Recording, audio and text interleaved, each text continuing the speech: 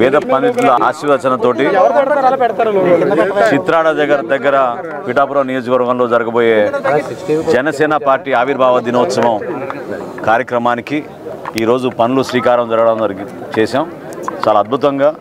ప్రజలందరూ కూడా మనస్ఫూర్తిగా ఆశీర్వదించే విధంగా ప్రత్యేకంగా మా వీర మహిళలు, మా స్థానిక నాయకులు, పిఠాపురం సంబంధించిన నాయకులు అందరితో కలిసి ఈరోజు ఈ కార్యక్రమం ప్రారంభించుకున్నాం. ఈ 14 రోజులు కూడా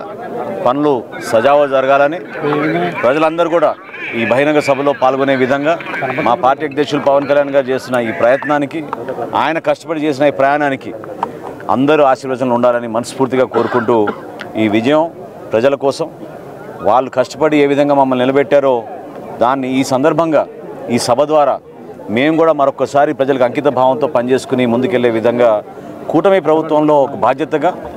ప్రతి కుటుంబానికి మేలు జరిగే విధంగా